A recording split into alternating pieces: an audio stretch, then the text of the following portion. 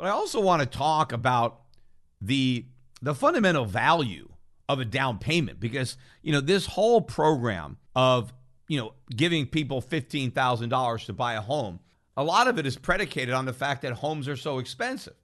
And therefore, it's hard for people to save up enough money for a down payment. Well, first of all, why are homes so expensive? One of the reasons is because of all these government subsidies. It's government guaranteed mortgages, artificially low interest rates that are the reason home prices are rising. So if the government stopped all this inflation, and in fact, if they got out of the business of guaranteeing mortgages, home prices would fall dramatically, and then it would be cheaper to buy them, and so you wouldn't need as big a down payment, right? It's the same thing with student loans. Why is college tuition so expensive? Because the government guaranteed the loans that the students took out, and that enabled them to borrow a lot of money that they couldn't ordinarily borrow, and then they took all that money and they bid up tuition. And now the government is directly loaning money to students to buy college and bid up tuition. Well, if those loans didn't exist, then the colleges would have to slash their prices, and they'd have to cut costs to make that possible so they could actually have customers. Well, the same thing would happen with housing. Without all these government supports,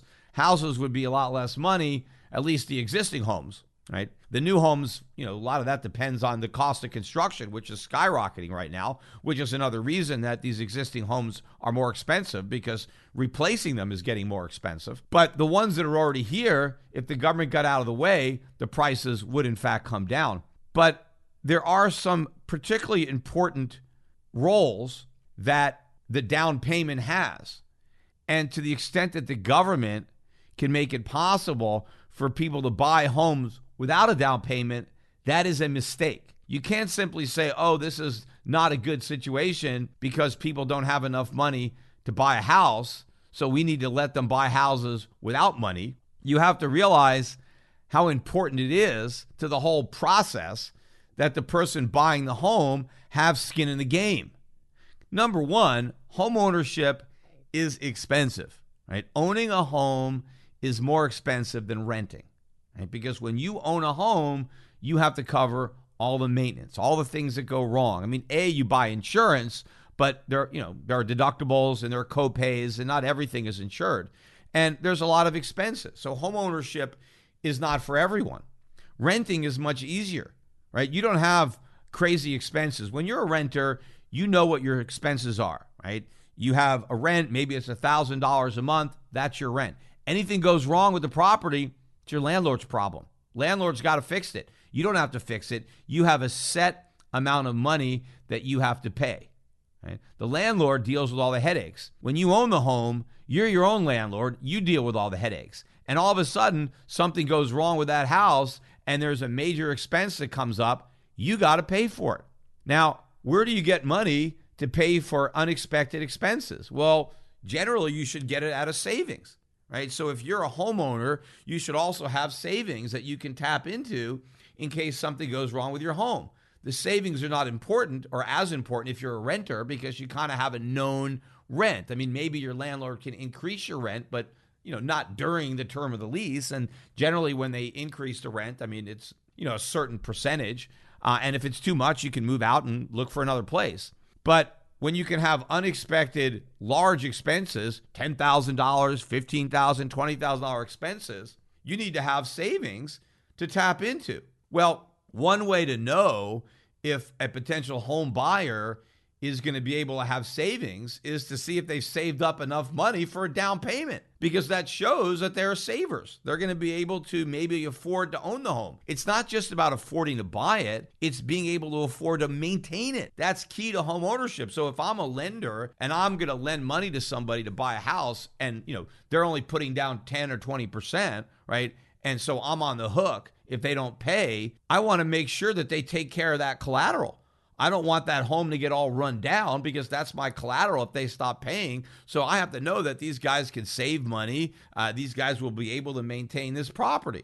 So the fact that they were able to save up a down payment is a good sign that they're savers. They know how to live, beneath their means, and they may be able to build up a rainy day fund to cover these expenses. But when you let people that have no savings, that have never saved a nickel, that are living paycheck to paycheck and don't have, two dimes to rub together, and you say, hey, you can buy a house. Well, what's the odds that if they couldn't save up money to buy a house, that they're now going to be able to save up money to maintain that house? I mean, the only way they will be able to cover any of these expenses is if they can borrow the money somehow.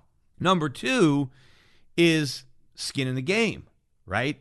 You don't want to give somebody a heads they win, tails you lose scenario, right? You want to make sure that people, A, are not going to buy more house than they can afford, and B, once they own the house, they are committed to not only repaying that mortgage, but maintaining the quality of that property. Why? Because they've got skin in the game. They saved up a down payment. It may have taken them years to save it up. They don't want to lose it. They own that property. They have a vested interest. And of course, the down payment is the first to go, right? You take the first loss. So let's say you buy a house and you put 10% down and the house goes down 20% and then it gets sold. You lose 100% of your down payment. The bank, right, if they loaned you 90% and they foreclose and they get back 80%, well, they lost 10%, right? Or if they loaned you $500,000, let's say, to buy the house, and you put up 50 or something like that, and the house is only worth $400,000 when they sell it, you lose your entire $50,000. The bank loses $50,000 of their $500,000, so the bank loses 10%. You, as the borrower, you lose 100%, right? Because you are on the hook for the initial decline.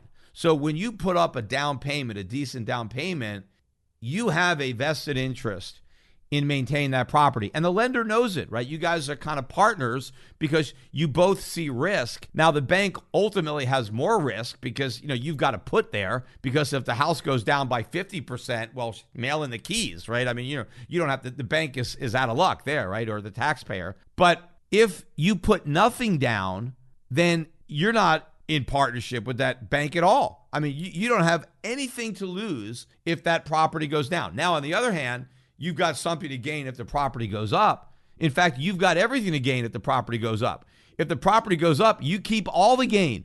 The bank, the lender, doesn't get any of it, right? If a bank loans you $500,000 to buy a house and you put up 50 or whatever, and then the house goes to $1 million and you sell it, all you got to do is give the bank back the 500 that they loaned you. You keep the other 500 profit. That's all your money, right? So you get everything if the house goes up. And now with this $15,000 down payment, obviously, I guess you can't buy a $500,000 house with $15,000 down. I don't know. Hope not. I mean, but maybe you could buy a $250,000 or $300,000 house with that down payment. But probably the house ain't worth that. But they'll probably inflate the value because they know you're going to get the government money to help close it. But the point is, you get all the upside and you get none of the downside. At least with a decent down payment, you get some of the downside. And therefore, that's going to cause people to be more likely to pay the mortgage, maintain the value of the house, right? And think twice before they commit to something they may not be able to afford. But you give somebody a situation where they're gambling with the house's money from day one, literally, right? They're going to take it. That is a huge moral hazard. So everybody can buy the house. Nobody needs any money. And everybody has a free call, right? If the house goes up, everybody wins. And meanwhile, you can borrow against it. In fact, I wouldn't be surprised if a lot of people who got this $15,000 to buy a house, as soon as the home closed and they got it, maybe they can go right to the bank and take out a home equity loan and actually borrow that $15,000 right out. For all I know, that's what's going to happen. So not only do they get the free house, but they get the cash to boot to spend it on whatever they want. And the whole idea that the government should give people money to buy houses makes no sense. I mean, why should they do that? Nobody has a right to own a home.